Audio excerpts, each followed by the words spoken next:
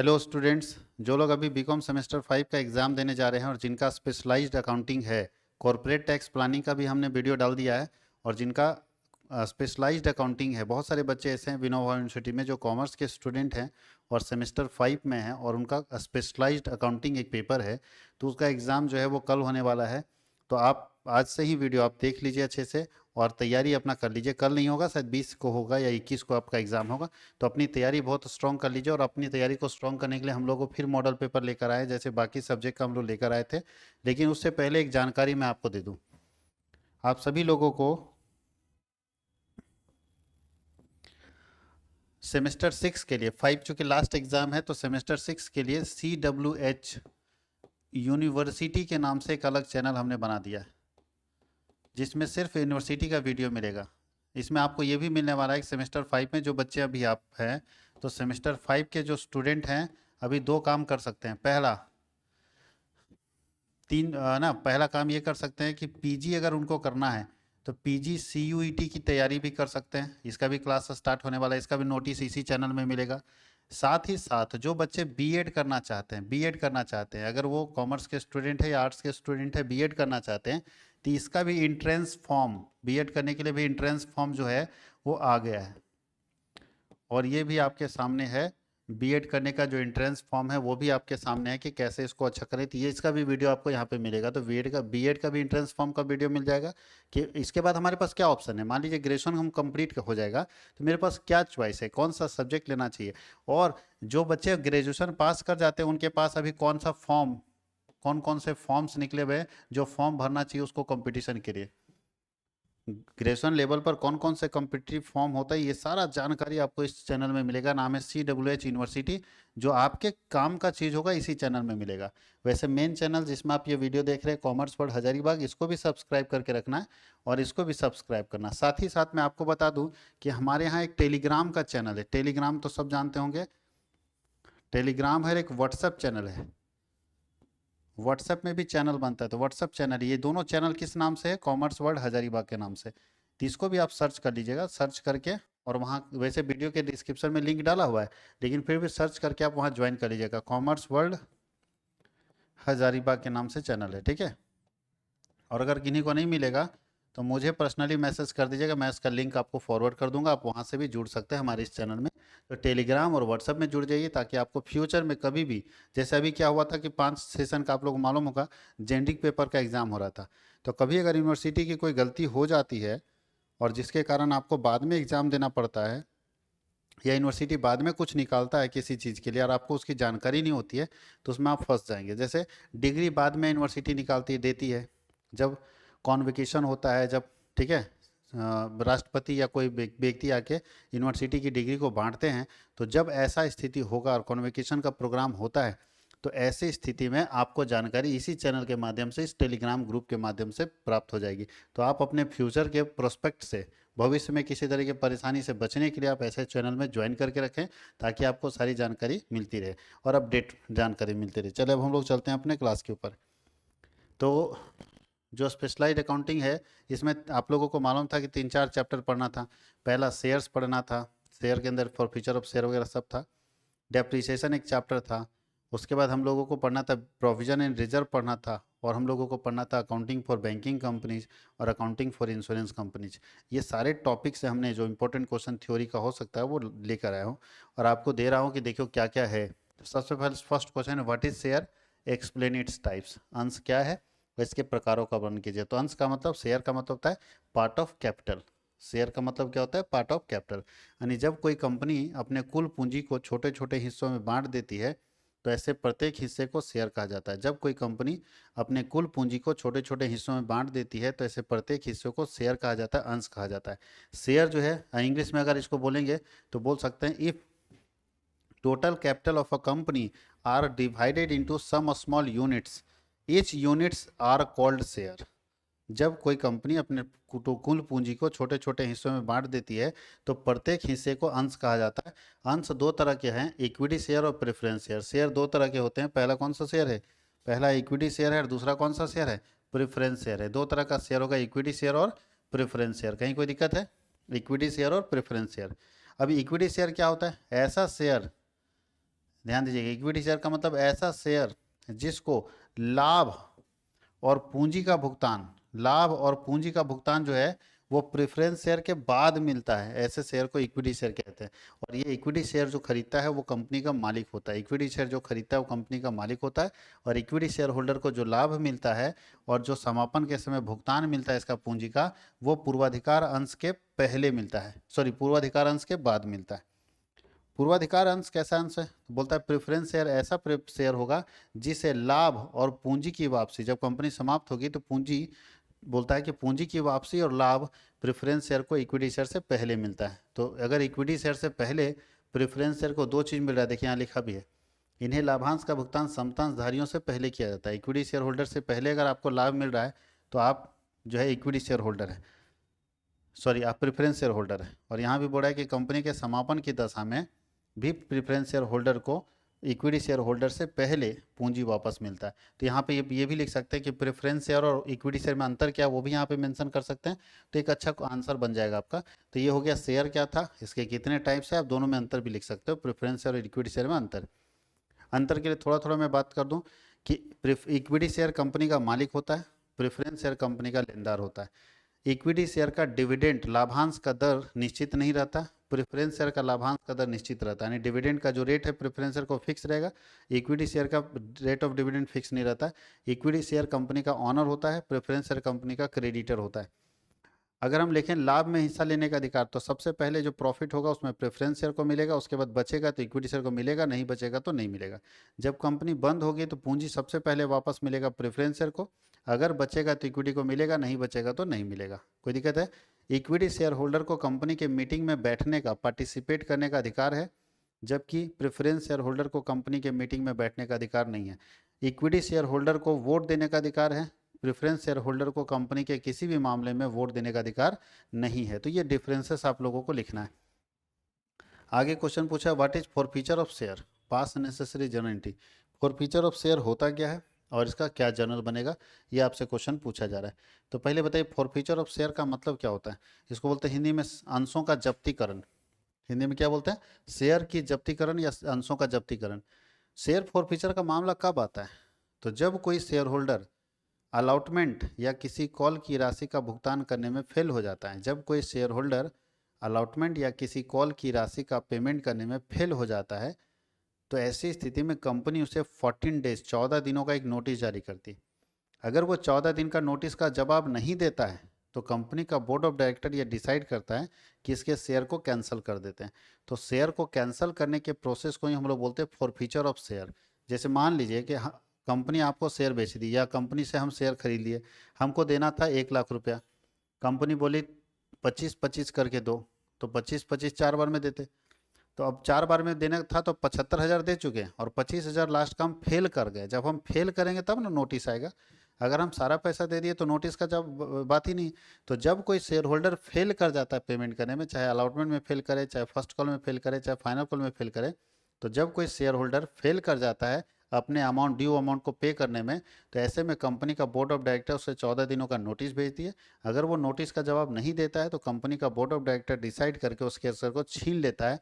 Share को छीनने का मतलब है कि उसका शेयर कैंसिल हो जाता है, उसका नाम शेयर होल्डर के रजिस्टर से हटा दिया जाता है। इसी प्रोसेस को हम लोग बोलते हैं फॉरफीचर ऑफ शेयर। इसी प्रोसेस को किस नाम से जानते हैं? फॉरफीचर ऑफ शेयर के नाम से। कोई दिक्कत है?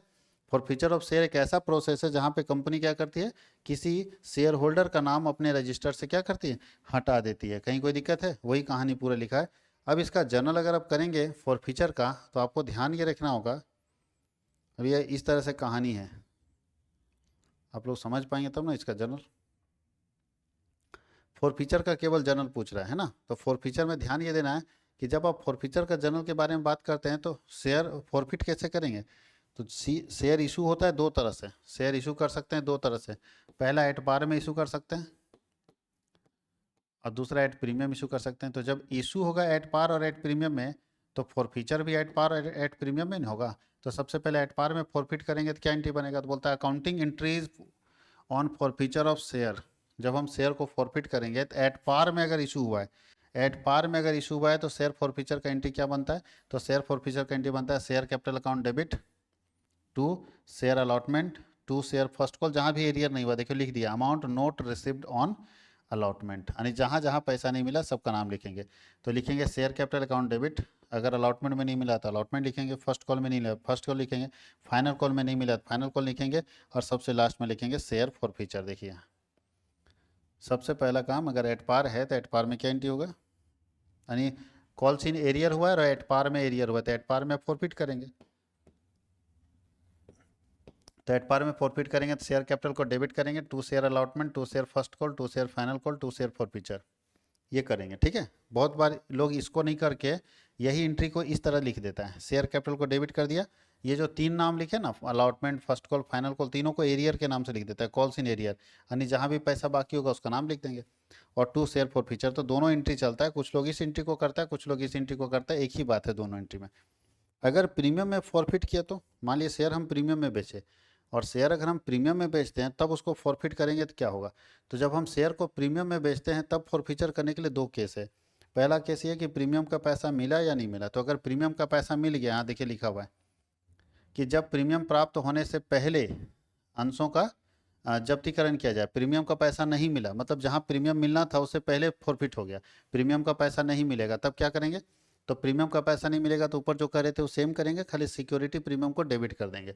देखिए सेम कर रहे थे, share capital account debit, security premium को यहाँ डेबिट कर देना है, to share first call, to share final call, और टू शेयर फॉर फ्यूचर। अगर अलॉटमेंट में भी पैसा नहीं मिला तो यहाँ अलॉटमेंट भी लिख सकते हैं ना, टू शेयर अलॉटमेंट, जहाँ जहाँ पैसा नहीं मिलेगा लिख देंगे, कहीं कोई दिक्कत है। तो ये चीज़ ध्यान रखना, अगर प्रीमियम का पैसा नहीं मिलेगा तो सिक्योरिटी प्रीमियम को डेबिट करेंगे। क्यों डेबिट करेंगे, क्योंकि याद कीजिए जब ये प्रीमियम का पैसा जो अभी नहीं मिला है इसको पहले ड्यू किए होंगे, तो ड्यू करते समय इसको क्रेडिट कर दिए, अब सिक्योरिटी प्रीमियम को आप क्रेडिट कर दिए और वो पैसा आपको नहीं मिला, तो जिसको आप क्रेडिट कर दिए उसका पैसा नहीं मिला, इसका मतलब वो कैंसिल नहीं हुआ, क्रेडिट ही रह गया वो।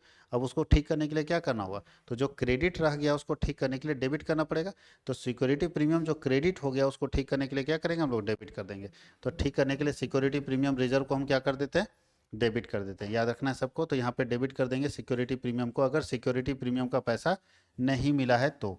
अब चलते हैं, अगर प्रीमियम का पैसा मिल गया तब क्या करेंगे, तो प्रीमियम का पैसा अगर मिल गया इसका मतलब उसमें एरियर नहीं है, तो अगर प्रीमियम का पैसा मिल गया उसमें एरियर नहीं है तो ऐसे केस में सेम छपेगा, सिक्योरिटी प्रीमियम हटा देंगे। तो share capital account debit, to share first call, to share final call, to share for future, यही हम लोग करने वाले हैं। या अगर आप चाहते हैं तो इन दोनों की जगह कॉल्स इन एरियर भी लिख सकते हैं, इन दोनों की जगह पे क्या लिख सकते हैं, कॉल्स इन एरियर के नाम से भी इसको लिख सकते हैं। अब अगला क्वेश्चन है, what is book building process and explain its advantages and process. बोलता है कि बुक बिल्डिंग क्या है, ठीक है, और इसका एडवांटेज बताइए, इसका प्रोसेस बताइए।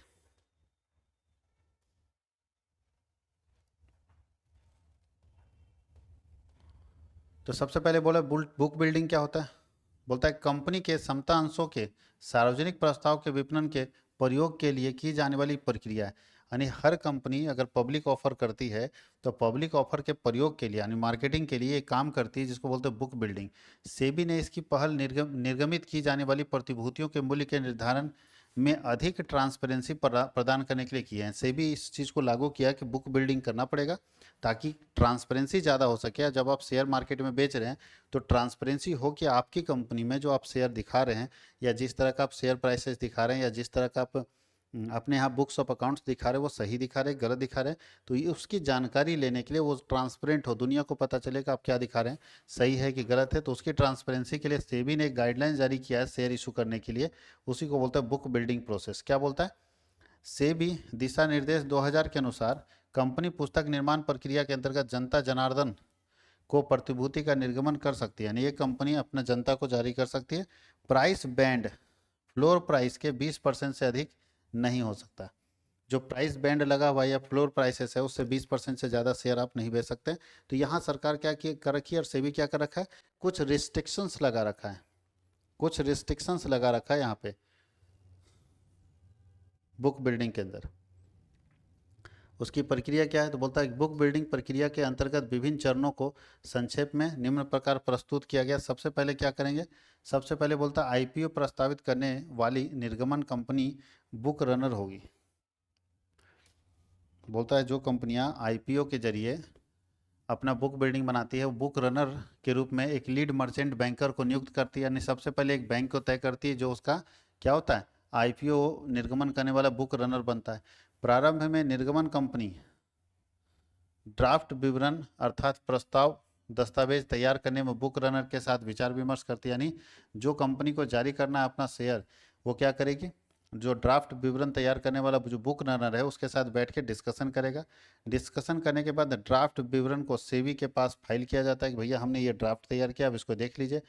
सेबी अगर उसको वैधानिक रूप से मान्यता दे दिया तो अच्छी बात है। बोलता है बुक रनर दलाल, मर्चेंट बैंकर, मर्चेंट बैंकर और अन्य वित्तीय संस्थाओं का एक संघ है जो हम लोग बोलते हैं बुक रनर। कौन है, तो बुक रनर में हम किसको लाएंगे, कोई अनएक्सपर्ट बंदा को तो लाएंगे नहीं, यहाँ तो एक्सपर्ट बंदा चाहिए। तो एक्सपर्ट बंदा भी या तो वो दलाल होगा, या तो मर्चेंट बैंकर होगा, या तो अदर फाइनेंशियल इंस्टीट्यूशन होगा, यही लोग को बुक रनर बनाया जाता है। बुक रनर आम जनता को शुद्ध प्रस्ताव net offer to the public की सीमा तक निर्गमन के अभिगोपन हेतु एक सिंडिकेट सदस्य को नियुक्त करता है। यानी बुक रनर क्या करता है, एक ऐसे व्यक्ति को नियुक्त करता है जो आम जनता को शुद्ध प्रस्ताव यानी net offers to the public कर सके।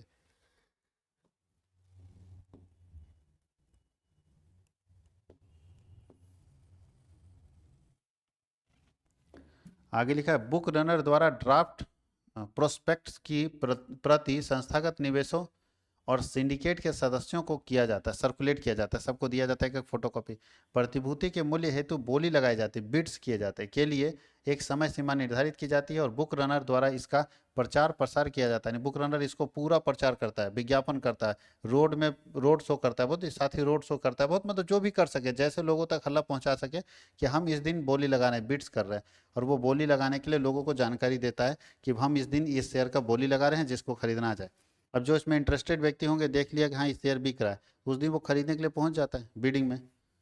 बोलता है सिंडिकेट के सदस्य बोली मूल्य और आवेदित अंशों की संख्या के संबंध में सूचना एकत्र करते हैं। वो लोग देखता है कि बोली कितना लगा और कितने शेयर के लिए लगा। इसमें कुछ रनर को उपलब्ध कराते हैं। बोलता है इसमें से कुछ डेटा है जो रनर को उपलब्ध कराते हैं। सिंडिकेट के सदस्य संस्थागत निवेशकों से जो प्लेसमेंट पोर्शन में से होते हैं, निर्गमन अभिदति प्राप्त करने आदेशों के लिए एक अभिलेख पुस्तक यानी रिकॉर्ड बुक रखते हैं। जितने भी अभिलेख होते हैं उनके लिए एक रिकॉर्ड बुक रखते हैं। आगे क्या लिखा है, रनर बुक, बोला बुक रनर और अंश निर्गमन करने वाली कंपनी निवेशकों से प्राप्त बिड्स और विभिन्न मूल्यों पर मांग के मूल्यांकन के आधार पर निर्गमन मूल्य तय करती है। निर्गमन मूल्य बिड की अंतिम तिथि के पश्चात निर्धारित किया जाता है। इसे बाजार वसूली मूल्य यानी मार्केट क्लियरिंग प्राइसेस कहा जाता है। बुक रनर और कंपनी द्वारा सिंडिकेट के प्रत्येक सदस्य का आवंटन तय किया जाता है। इसके बाद बुक रनर निर्गमन करने वाली कंपनी के विचार विमर्श के से पुस्तक को बंद कर दिया जाता है। ठीक है, जिसके अंदर निर्गमन मूल्य निर्धारित होने तथा सेबी के पावती मतलब जिसको बोलते हैं रिसीविंग प्राप्त हो जाने से 2 दिनों के अंदर कंपनी रजिस्ट्रार के पास अंतिम प्रोस्पेक्टस जो है फाइल करना पड़ता है और विवरण में निर्गमन के बुक बिल्डिंग लोड मैनेजर के संबंध में विवरण दिया गया होता है। आगे लिखा है कि निर्गमन करने वाली कंपनी द्वारा आवेदन राशि के संग्रह हेतु विभिन्न खाते खोले जाने चाहिए, एक प्राइवेट प्लेसमेंट पोर्शन के लिए और दूसरा पब्लिक प्लेसमेंट पोर्शन के लिए। यानी 2 तरह के खाते खोले जाते हैं, एक जो प्राइवेट प्लेसमेंट के जरिए शेयर बेच के पैसा लाएंगे, एक जो पब्लिक प्लेसमेंट के जरिए शेयर बेच के पैसा लाएंगे, तो दोनों खोले जाते हैं। प्राइवेट प्लेसमेंट पोर्शन को सार्वजनिक निर्गमन के लिए खोले जाने के एक दिन पूर्व अस्थायी मूल्य विधि के द्वारा बंद कर दिया जाता है। यानी इससे पहले प्राइवेट प्लेसमेंट देते हैं। प्राइवेट प्लेसमेंट मतलब क्या होता है कि हम जब शेयर बेचते हैं ना कोई कंपनी, तो सबसे पहले कंपनी ये चाहती है कि कुछ गिने चुने लोग हमारी कंपनी में पैसा लगाए, ज़्यादा लोग पैसा ना लगाए। तो गिने चुने लोग पैसा लगाए, इसके लिए क्या करता है, प्राइवेट प्लेसमेंट करता है। प्राइवेट प्लेसमेंट मतलब कुछ कुछ गिने चुने लोगों को हम देते हैं ऑप्शन कि आप मेरे यहाँ पैसा लगाए, इसको बोलते हैं प्राइवेट प्लेसमेंट ऑफ शेयर। और जैसे हम पब्लिक प्लेसमेंट करेंगे तो प्राइवेट प्लेसमेंट को बंद कर लेंगे, फिर पब्लिक प्लेसमेंट करेंगे।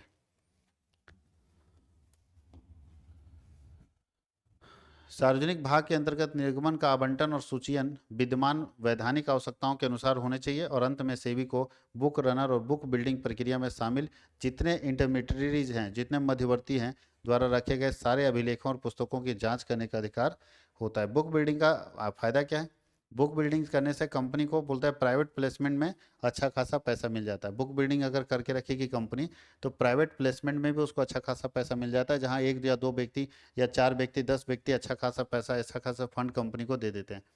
निवेशकों की संख्या कम होने के कारण निर्गमन का लागत कम हो जाता है। जैसे कम लोग अगर पैसा लगाएंगे और एक आदमी लगाया लेकिन मोटा लगाया, जैसे 10 करोड़ एक आदमी, एक 500 करोड़, एक 100 करोड़, 75 करोड़, 80 करोड़, इस तरह से एक एक आदमी लगाएगा तो कम आदमी अगर खरीदेगा तो मेरा लागत भी तो कम होगा, उसको मेंटेन करने का खर्चा भी तो कम आएगा। तो कंपनी चाहती है क्योंकि मोटा मोटा 2 4 10 लोग लगा दी, कोई दिक्कत नहीं।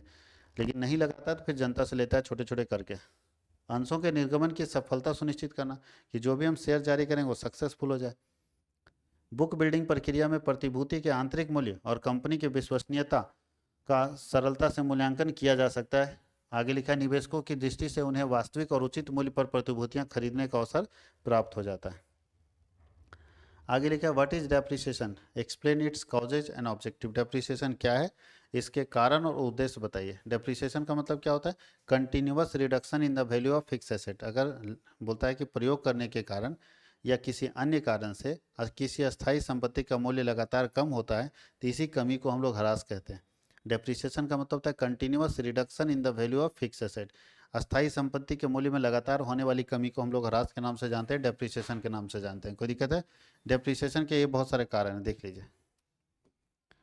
पहला कारण है डेप्रिसिएशन का कांस्टेंट यूज, लगातार यूज होने के कारण डेप्रिसिएशन लगता है। एक्सपायरी ऑफ टाइम, समय व्यतीत होने के कारण डेप्रिसिएशन लगता है। अपसुलेंस, अप्रचलन के कारण लगता है। एक्सीडेंट, दुर्घटना के कारण लगता है। डिप्लेशन, खाली हो जाने के कारण लगता है।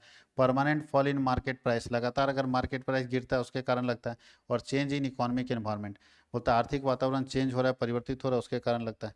हरास की आवश्यकता, उद्देश्य, हरास क्यों लगाना चाहिए, तो सबसे पहला है कि अगर शुद्ध लाभ और हानि ज्ञात करना है तो डेप्रिसिएशन लगाना चाहिए। बोलता है कि फॉर असरटेनिंग ट्रू प्रॉफिट और लॉस, वास्तविक आर्थिक स्थिति को दिखाने के लिए भी आपको डेप्रिसिएशन लगाना होगा। बोलता है कि presentation of true financial position. तीसरा लिखा है संपत्ति की पुनर्स्थापना के लिए, फॉर रिप्लेसमेंट ऑफ एसेट्स, संपत्ति को रिप्लेस करने के लिए भी डेप्रिसिएशन लगाना चाहिए। उत्पादन लागत का सही ज्ञान करने के लिए डेप्रिसिएशन का जरूरत है। To ascertainment actual production cost. आगे लिखा अधिक आयकर के भुगतान से बचने के लिए, अपनी इनकम टैक्स ज़्यादा ना दे उसके कारण डेप्रिसिएशन लगाए, क्योंकि डेप्रिसिएशन से हम अपने इनकम को कम कर लेते हैं। और लाभांश का पूंजी में से वितरण, यानी जो प्रॉफिट हो रहा है, सॉरी जो डिविडेंड बांटा जा रहा है, ऐसा ना करिए कि पूंजी में से आप डिविडेंड दे दीजिए, ये दिक्कत नहीं करना चाहिए। पूंजी में डिविडेंड देने का प्रथा नहीं है, तो पूंजी में डिविडेंड देने का सिस्टम नहीं होना चाहिए। तो ये चीज़ आपको बंद करना होगा कि पूंजी में से हम डिविडेंड कभी भी नहीं देंगे, याद रखना है इस चीज़ को। इसको देखो बहुत शॉर्ट में यहाँ लिखा हुआ, आपको एक्सप्लेन करना है अच्छे से। कितने मेथड है डेप्रिसिएशन चार्ज करने के, तो कम से कम 5 मेथड के बारे में डिस्कस किया हुआ है। पहला है फिक्स इंस्टॉलमेंट मेथड, जो आप जानते हैं।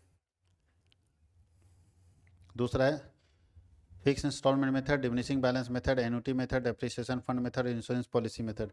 पांचों में से दो के बारे में भी डिस्कस कर लीजिएगा, काफ़ी है। सबसे पहले स्ट्रेट लाइन मेथड का देखिए, इतना नाम है।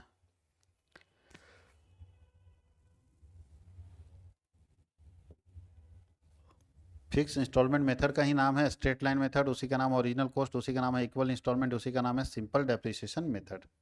इसमें डेप्रिसिएशन कैसे निकलता है, देखिए इसका। फिक्स इंस्टॉलमेंट मेथड में हर साल जो डेप्रिसिएशन का अमाउंट होता है वो क्या होता है, फिक्स होता है। हर साल डेप्रिसिएशन का अमाउंट क्या है, फिक्स है। इसका लाइन एकदम स्ट्रेट बनेगा, ठीक है। डेप्रिसिएशन का लाइन हर साल फिक्स रहता है, तो ग्राफ ऐसे ही बनता है। और इसमें डेप्रिसिएशन निकालने का फॉर्मूला क्या होता है, तो होता है cost of asset minus scrap value divided by life of asset.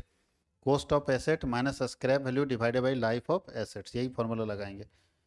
Diminishing balance method क्या होता है, दोनों में अंतर समझिएगा। उसमें क्या होता है, स्ट्रेट लाइन मेथड का पिक्चर देखिए, समझ में आ जाएगा। ये है डेप्रिसिएशन, हर साल डेप्रिसिएशन सेम होता है। और डिमिनिशिंग बैलेंस मेथड में हर साल डेप्रिसिएशन घटता है, समझ गए। ये एसएलएम मेथड है, स्ट्रेट लाइन मेथड, और ये डीबीएम मेथड है, डिमिनिशिंग बैलेंस मेथड। तो डिमिनिशिंग बैलेंस मेथड में हर साल डेप्रिसिएशन का अमाउंट घटता है, और स्ट्रेट लाइन मेथड में हर साल डेप्रिसिएशन का अमाउंट कांस्टेंट रहेगा। तो अंतर समझ में आ रहा है। इसका मतलब इसमें इसको ओरिजिनल कॉस्ट इसलिए बोलते हैं ना, क्योंकि एक बार जो ओरिजिनल कॉस्ट होता है ना, जो लागत होता है संपत्ति का, हमेशा उसी पर चार्ज होगा।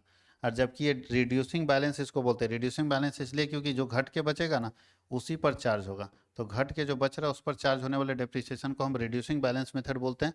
और जो एक बार फिक्स हो गया उसी पर अगर डेप्रिसिएशन चार्ज करते हैं तो वो ओरिजिनल कॉस्ट मेथड बन गया। ओरिजिनल कॉस्ट का मतलब जो मेरा प्रॉपर्टी का ओरिजिनल कॉस्ट है हम उसी पर डेप्रिसिएशन चार्ज करेंगे, और जो रिड्यूसिंग बैलेंस का मतलब है जो घट के बचेगा हम उस पर डेप्रिसिएशन चार्ज करेंगे। क्लियर? तो डिमिनिशिंग बैलेंस मेथड, और अगर देखा जाए कि अच्छा कौन सा है तो अच्छा ये कहलाता है डिमिनिशिंग बैलेंस मेथड, जिसको रिड्यूसिंग बैलेंस मेथड भी बोलते हैं, और स्ट्रेट लाइन मेथड या ओरिजिनल कॉस्ट मेथड अच्छा नहीं माना जाता है।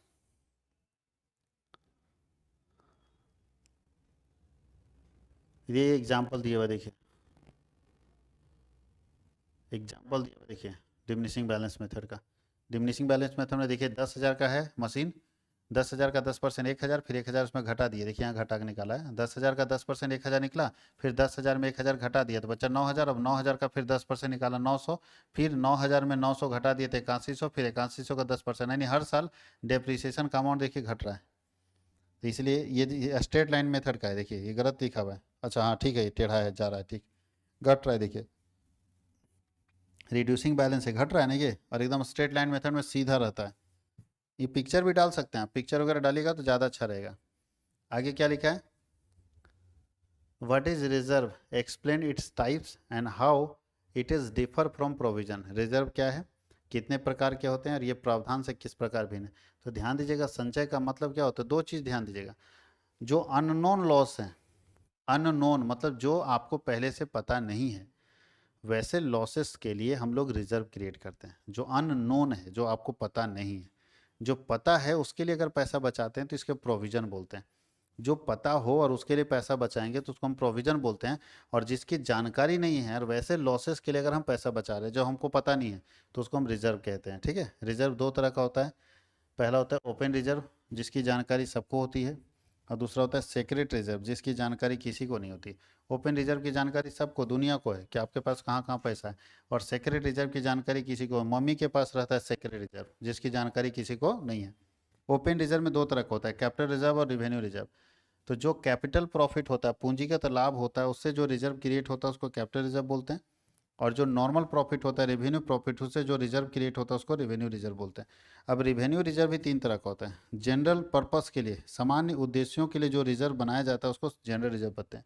सामान्य उद्देश्यों की पूर्ति के लिए, जनरल पर्पस को पूरा करने के लिए जो रिजर्व बनाया जाता है उसको जनरल रिजर्व बोलते हैं। जो विशेष उद्देश्यों की प्राप्ति के लिए जो रिजर्व क्रिएट किया जाता है उसको विशेष रिजर्व यानी विशेष संचय बोलते हैं।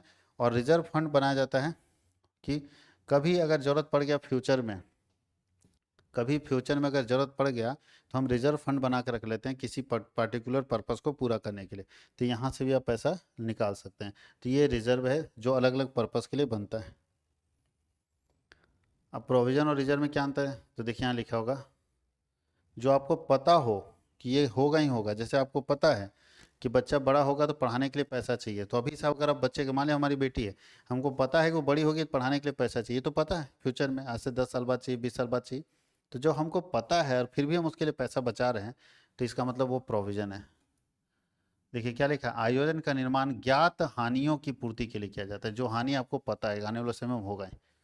अगर आपको घर टूट गया और घर बनाना है, तो आपको मालूम है कि मेरा घर टूट गया, हमको घर बनाना है, तो उसके लिए जो पैसा बचा के रखते हैं उसको प्रोविजन बोलते हैं। ठीक है, अब बताइए घर बनाने के लिए कोई पैसा बचा के रखा है, तो उसका काम, वो पैसा किस लिए निकालेगा, सिर्फ घर बनाते समय निकालेगा, बाकी किसी जगह पे उसका इस्तेमाल नहीं करेगा। और जो आपको पता नहीं है और उसके लिए आप पैसा बचा के रखें उसको हम लोग बोलते हैं रिजर्व।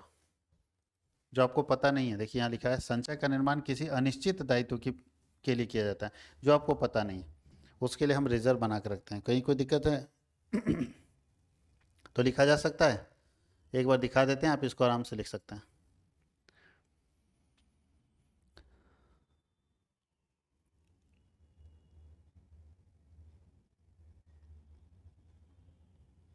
इसको पढ़ के भी आप आराम से लिख सकते हैं, कोई दिक्कत नहीं।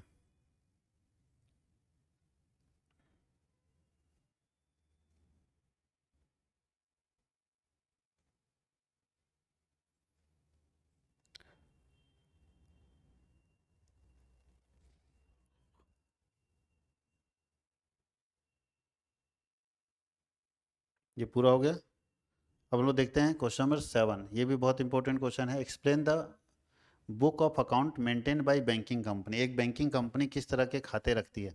तो एक बैंकिंग कंपनी यानी एक बैंक कौन कौन सा खाता रखता है, तो बैंकिंग कंपनी के पास रखे जाने वाले खाते यहाँ पे दिखा हुआ है। देख लीजिए, एक बैंक अगर है तो कौन कौन सा खाता रखता है, तो पहला कैश बुक रखता है, दूसरा लेजर बुक रखता है। कैश बुक में उसके पास दो है, काउंटर रिसिप्ट बुक है और काउंटर पेमेंट बुक है। और लेजर बुक जो रहता है उसमें जनरल लेजर है, करेंट अकाउंट लेजर है, सेविंग बैंक अकाउंट लेजर है, फिक्स डिपॉजिट अकाउंट लेजर है, रेकरिंग डिपॉजिट अकाउंट लेजर है, लोन लेजर है, इन्वेस्टमेंट लेजर है, ब्रांच एंड एजेंसी लेजर है, बिल्स रिसीवेबल लेजर है। इतने सारे लेजर बनाता है एक बैंक। तो एक बैंक के द्वारा इतने सारे खाते तैयार किए जाते हैं। उसके बाद नीचे है बिल्स रिसीवेबल हो गया, बिल्स पेबल लेजर है, फॉरेन बिल लेजर है। उसके बाद और भी बहुत सारा बुक है जिसमें आप बोलता है क्लियरिंग रजिस्टर रहता है, सिक्योरिटी रजिस्टर रहता है, ड्राफ्ट रजिस्टर रहता है। ये सारा खाता बैंक बनाता है। इतना सारा खाता देख लीजिए, आपको ही लिखना पड़ेगा कि कौन कौन से खाते हैं। बोलता है स्टैंडिंग ऑर्डर रजिस्टर होता है, बिल फॉर कलेक्शन रजिस्टर होता है, और प्रेमिसेस रजिस्टर होता है, डिजोनर चेक रजिस्टर होता है, लेटर ऑफ क्रेडिट रजिस्टर होता है, सेल्फ बोलता है सेफ डिपॉजिट वॉल्ट रजिस्टर होता है, और ट्रांसफ़र जर्नल होता है। इतने सारे खाते तैयार करता है एक बैंक। कहीं कोई दिक्कत है?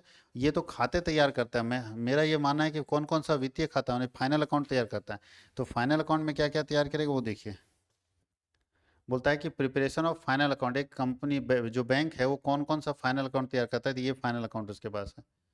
ये फाइनल अकाउंट वो तैयार करता है।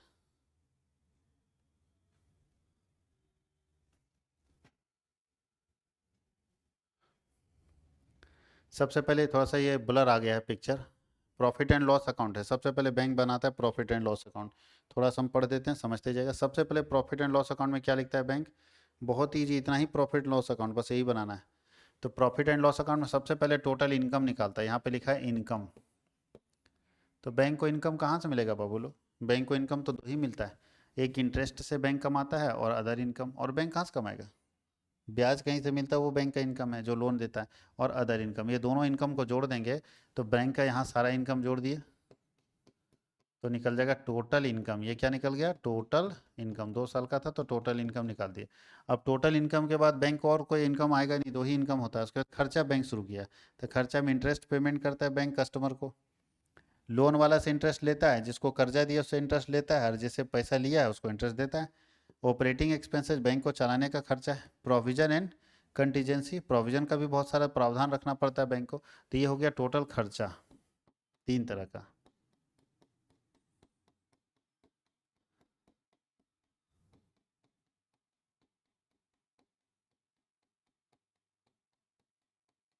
तो टोटल इनकम ये है और टोटल खर्चा ये है। तो टोटल इनकम में टोटल खर्चा घटेगा नहीं। ए को इनकम मान लेते हैं और बी को खर्चा मान लेते हैं। तो ए में अगर बी घटेगा तो क्या बचेगा? तो यहाँ देखिए लिखा है प्रॉफिट और लॉस, नेट प्रॉफिट या नेट लॉस बचेगा। अगर ये ज़्यादा होगा और बी कम होगा, यानी इनकम ज़्यादा होगा और खर्चा कम होगा, तो यहाँ नेट प्रॉफिट बचेगा एनपी।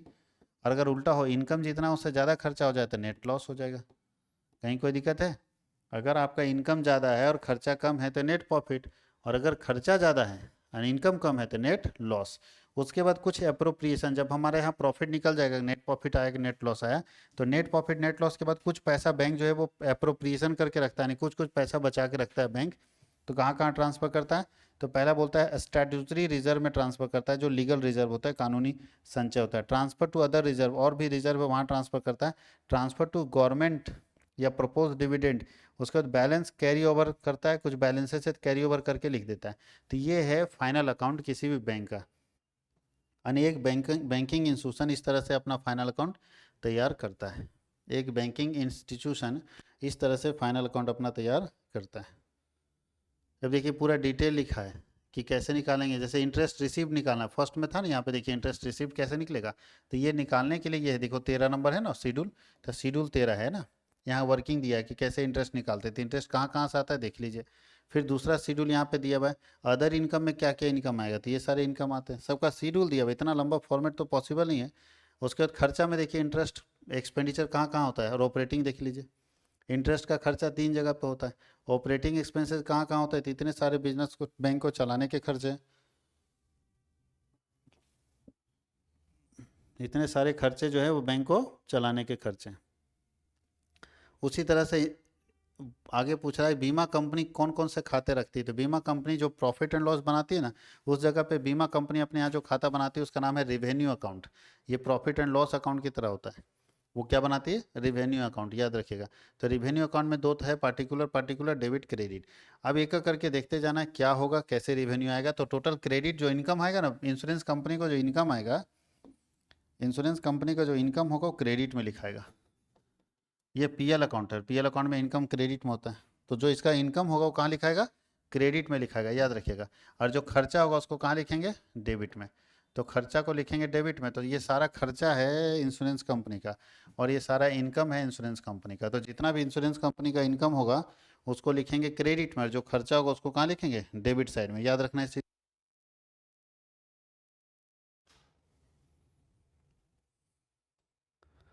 बस यही तो बनाना है। इसके बाद profit and loss account insurance company का कैसे बनेगा, profit and loss insurance company का, तो देख लीजिए फिर बता देना। प्रॉफिट एंड लॉस में सबसे पहले इंश्योरेंस कंपनी अपना इनकम निकालता है।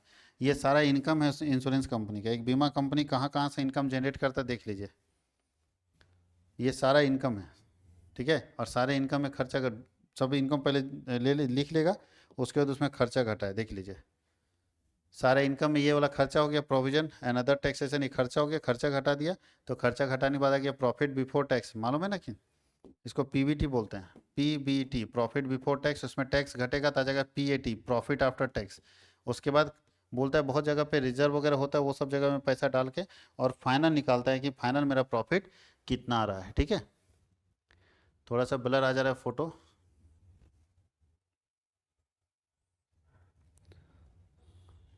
यही तो आप लोगों को बनाना है। और इसमें बैलेंस शीट कैसे बनता है तो देख लीजिए, इंश्योरेंस कंपनी का बैलेंस शीट। एक बीमा कंपनी कैसे बैलेंस शीट अपना तैयार करती है, तो एक बीमा कंपनी का बैलेंस शीट वही है जो आप तैयार करते हैं। आप जो बैलेंस शीट जानते हैं वही बैलेंस शीट यहाँ पे है, कुछ नया नहीं है। देख लीजिए, एक साइड हो गया आपके पास, बैलेंस शीट का दो साइड होता है ना। एक साइड है सोर्स, पैसा कहाँ से आएगा, और एक साइड है अप्लीकेशन, कहाँ जाएगा। यहाँ से पैसा आता है मेरे पास, और यहाँ मतलब यहाँ से पैसा आएगा, तो ये सोर्सेस है। अब देखिए एक, और ये एप्लीकेशन है, यूटिलाइजेशन जिसको बोलते हैं, ऐप एप्लीकेशन ऑफ फंड, कहाँ पैसा जाएगा। तो देखिए इन्वेस्टमेंट करेगा अगर एलआईसी या इंश्योरेंस कंपनी तो पैसा जाएगा, लोन में पैसा जाता है, फिक्स एसेट में पैसा जाता है, करेंट एसेट में पैसा जाता है। करेंट एसेट के अंदर कैश और बैंक बैलेंस आता है, एडवांस और अदर लाता है। और पैसा आता कहाँ से, शेयर कैपिटल से आता है, रिजर्व एंड सरप्लस से आता है, fair value of change account से आता है, और बोरोइंग से आता है। ये पैसा आने का और ये जाने का सब टोटल कर लेंगे हम लोग, जोड़ लेंगे, सब टोटल कर लेंगे। उसमें क्या घटेगा, करेंट लायबिलिटी घटेगा, प्रोविजन घटेगा। देखिए तो बोलता है सी बराबर यानी नेट करेंट एसेट कैसे निकलेगा, तो ए माइनस बी, ए और बी को घटा देंगे। तो हमारा टोटल, ये टोटल करके ए निकल जाएगा सब टोटल, और इसका बी का सब टोटल यहाँ आ जाएगा। दोनों को घटा देंगे तो निकल जाएगा यहाँ पे आपका नेट करेंट एसेट्स। और उसमें हम लोग कुछ नहीं करना, नेट करेंट एसेट में मिसलेनियस एक्सपेंडिचर नहीं के बराबर रहता है। नेट करेंट एसेट ही हमारा debit balance in profit and loss account आ जाएगा। और यही हम लोगों का बैलेंस शीट बनाना है कि जो मेरे पास नेट करेंट एसेट निकल गया और debit balance profit and loss का आ गया, ये दोनों से हम लोग कैलकुलेट कर लेंगे, ठीक है, बैलेंस शीट। तो हम लोग इंश्योरेंस कंपनी का बैलेंस शीट कैसे बनाते हैं उसका फॉर्मेट, क्योंकि पूरा बनाना तो आपके लिए संभव नहीं है, और आप बना भी नहीं पाओगे इतना जल्दी, क्योंकि बहुत सारे खाते बनते हैं। जब इसमें खुद लिखा है कि 15 नंबर तक एडजस्टमेंट से, ये सब क्या है, नोट टू अकाउंट है। इसका मतलब इसका 15 कैलकुलेशन करना पड़ेगा। 15 कैलकुलेशन करके एक एक आइटम को सेलेक्ट करके लाना, मतलब कैलकुलेट करके लाना पड़ेगा, तभी आप बैलेंस शीट बना सकते हैं, जो कि आपके लिए अभी इतने कम समय में संभव नहीं है। तो आप इसका फॉर्मेट देख लीजिएगा ताकि आपको पता चल जाए। और ये हम लोग कंप्लीट जो पूरा क्वेश्चन था, 7-8 क्वेश्चन जो इंपॉर्टेंट क्वेश्चन हो सकता था आपके लिए, उसका वीडियो बना के दे दिया हूँ। और उसके अलावा बहुत सारे क्वेश्चंस हैं, तो पहले इसको कर लीजिए, उसके बाद हम लोग अगले क्लास में मिलेंगे। मैं आप लोगों को फिर से बता दूँ, चूँकि ये लास्ट एग्ज़ाम होगा, सेमेस्टर 6 का जो क्लास है वो 21 तारीख से स्टार्ट होने वाला है। 21 तारीख से स्टार्ट होगा, 21 फरवरी 2024 से स्टार्ट होगा, ऑनलाइन और ऑफलाइन दोनों मोड में। अगर आप ऑनलाइन करना चाहते हैं तो मेरे नंबर पर मुझे कांटेक्ट कर लीजिएगा, मैं अपना नंबर दे देता हूँ। और अगर ऑफलाइन करना चाहते हैं तो कॉमर्स वर्ल्ड हजारीबाग में आइए। ऑनलाइन के लिए आपको क्या करना है, कॉमर्स वर्ल्ड हजारीबाग के एप्लीकेशन से कोर्स परचेज कर लेना, 9771580632। पढ़िए ज़बरदस्त, धमाकेदार, और आप लाइफ में आगे बढ़ने के लिए और कुछ करने के लिए पढ़िए, क्योंकि जिस हिसाब से माहौल बदल रहा है ना, अगर आप सही से नहीं पढ़ेंगे तो आने वाले समय में आपके लिए बहुत दिक्कत होगा। जो परफेक्ट नॉलेज आज के समय में रखेगा उसी को आगे मौका मिलेगा, आगे कुछ करने का मौका मिलेगा। तो आप परफेक्ट नॉलेज रखिए, बेहतर पढ़िए और अच्छा कीजिए।